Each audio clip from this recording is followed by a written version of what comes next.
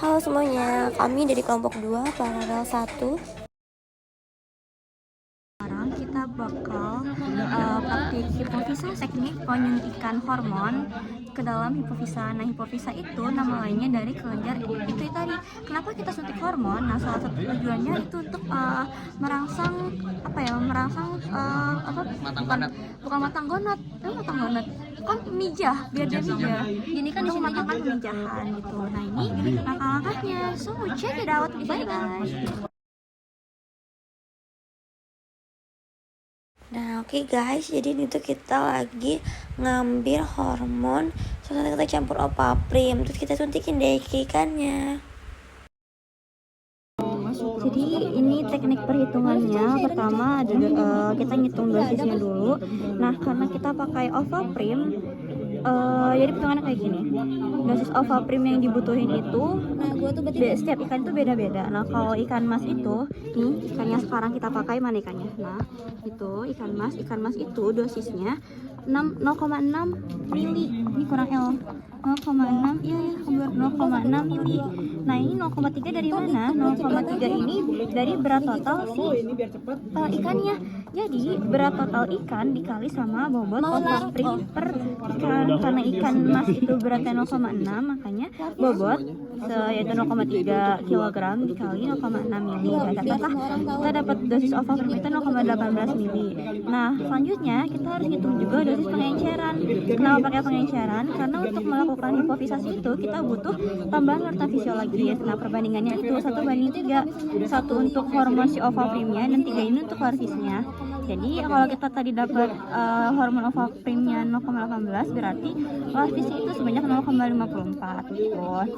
Nah, kalau udah dapat dosis larvis sama Ovaprimnya, tinggal kita gabung buat tahu dosis totalnya, yaitu 0,72 mili. Nah, kalau udah tahu, nanti kita bakal homogenkan dalam syring. Nah di sini kita bakal nyuntikin hormon yang udah kita tadi buat perhitungannya ke ikan mas. Nah cara penyuntikannya tuh kita tuh di organ intramuskular, di bagian otot ikan. Jadi 3 jarak dari sirip dorsal. Sampai sini, ke sini nggak apa-apa, tapi ini nggak boleh dimasukin nih, yang mendekati gelembung itu. Ya, yang itu dibuang lagi, yang udah mendekati gelembung. Kalau di atasnya semuanya udah bersih, itu nggak apa-apa, bisa kita lakuin. Ya, paham ya? Oh.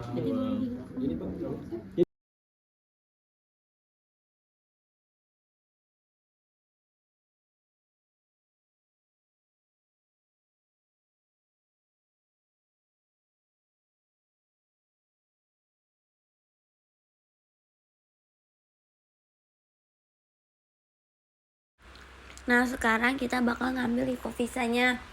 Jadi hipofisanya tuh ukurannya tuh kecil banget, dia tuh warnanya itu agak bening. Nah alhamdulillah kelompok kita dapat hipofisanya meskipun dengan cara yang sangat lumayan lama ya guys. Oke, stay tune ya guys.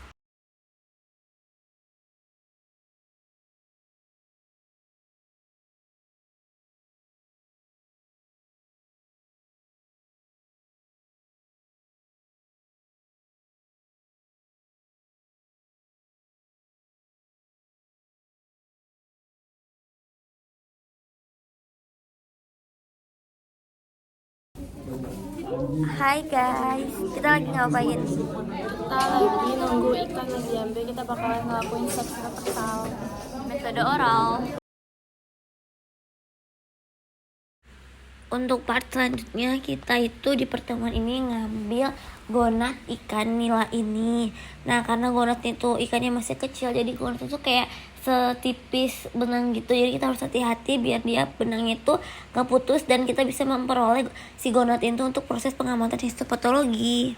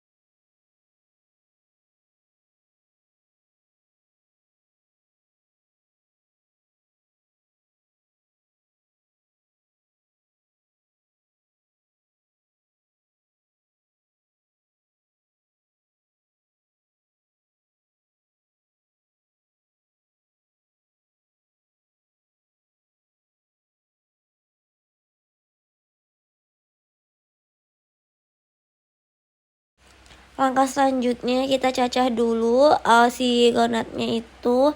Terus udah itu kita proses pengamatan dan perwarnaan.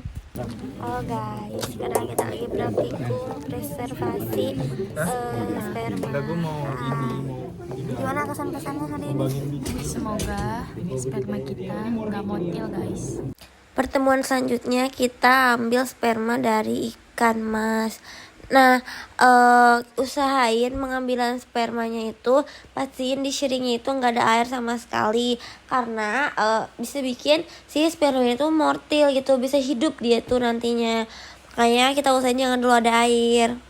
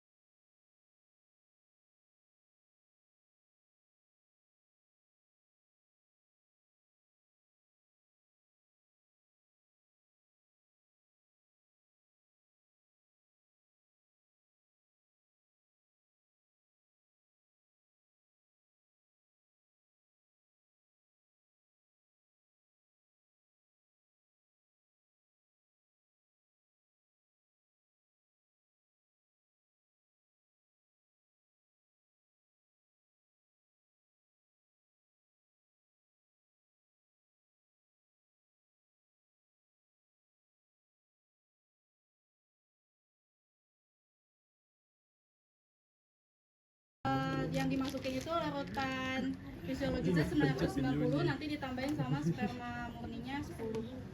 Bisa lagi Caranya kayak gini.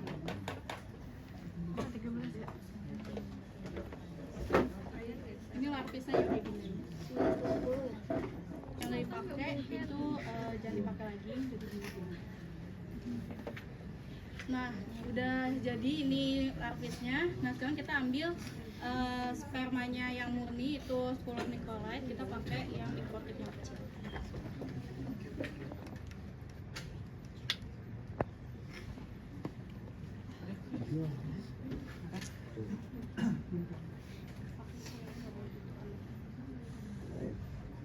Terus kita sambil pipetting ya, pipetting tuh kayak diaduk gitu. Sedot, terus dikeluarin, disedot lagi, terus dikeluarin lagi, sedot lagi, baru keluarin semuanya. Habisin. Bandingan 1:1, 1:1-nya itu kalau gini Ya, emulsinya berapa dulu nanti yang emulsinya di sini udah dimasukin ya. Ini 10 microlite. Berarti kalau mau 1:1, sperma yang udah diencerin juga 10 microlite. Nah, untuk pengisiannya sama aja. Boleh dicontohin. atau tegak mikropipet ya, dan dia ada di depan matanya. Jadi kurang lebih sama pas pas praktikum sebelumnya itu ada hal yang sama juga. Kita harus nggak boleh bengkok-bengkok dan lain-lain, dan dia harus di depan mata biar menghindari supaya dia nggak ada kebocoran ataupun kecerobohan gitu.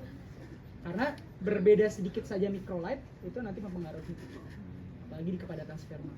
Terus nanti dimasukin.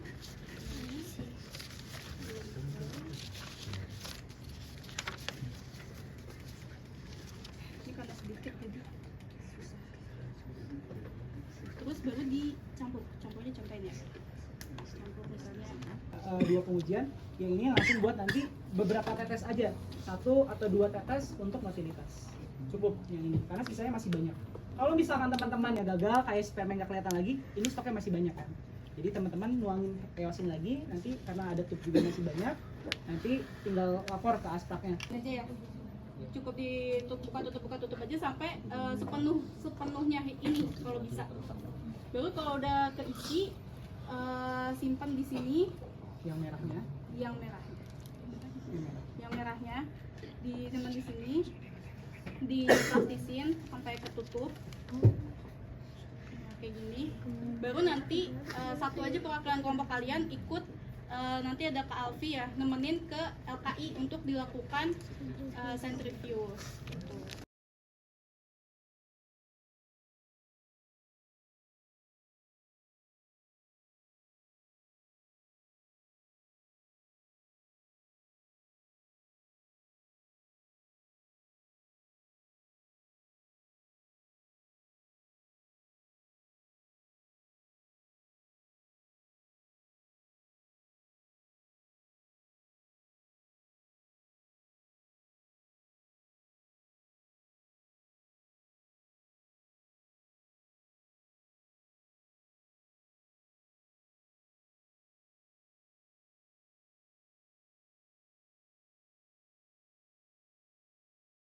cara ngambil ini gimana? Demonstrasiin. Jadi cara mengambil Volume suara. Alat hematokrin ini pertama-tama itu kan sperma di wadah, yaitu bisa wadahnya itu Ditutup. mikrotub. Nah di mikrotub itu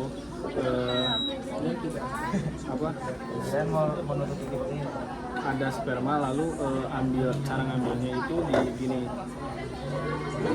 Oke. Terus Terus sampai si spermanya naik. Nah setelah sampai segimana tuh naiknya? Nah, caranya naik itu gini-gini aja terus. Nah, setelah dirasa cukup, misalkan kalau saya segini nih, nah itu udah. Lalu D-nya disumbat menggunakan seperti kayak lilin mainan, diginiin. Nah, lalu setelah itu dikasih label. Nah, ini merupakan kelompok kita ya. 5 itu kelompok kita dan D itu dingin. Jadi ini merupakan sperma yang sudah didinginkan. Udah, sekarang kita bakal lakuin pengamatan pakai hemasitometer.